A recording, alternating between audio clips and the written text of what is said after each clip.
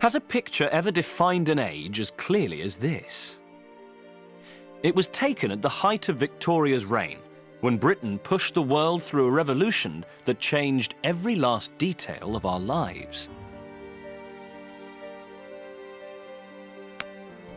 200 years ago, Britain was the workshop of the world, but the only way you could move around it was on a horse.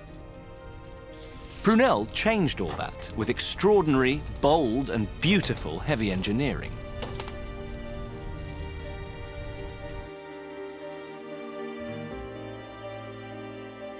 The Clifton Suspension Bridge in Bristol is perhaps the best-known example. Brunel put beauty into the beast of the Industrial Revolution. But he didn't just build bridges. He built railways, train stations, hospitals, sea walls and docks, and he built ships the like of which the world had never seen before. The Great Eastern, his final ship and greatest mistake, was the largest movable object man had ever created.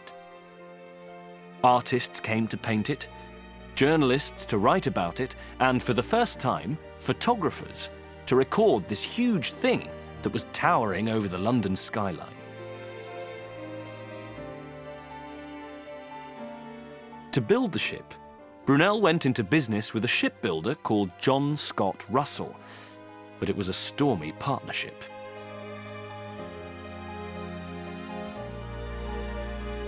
They quarreled over who was in charge, and work fell behind. The finances spiraled out of control.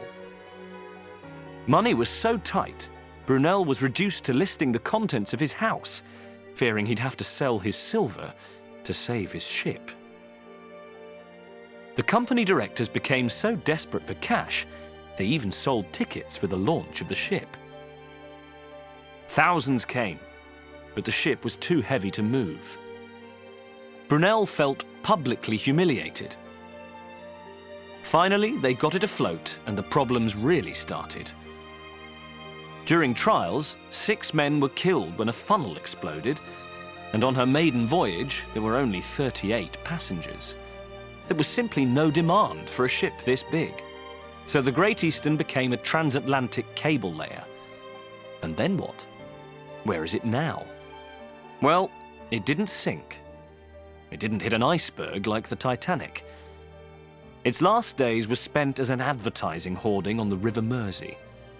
And then it was simply broken up for scrap.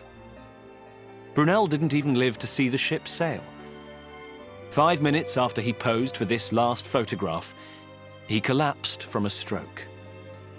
He died 10 days later at the age of 53.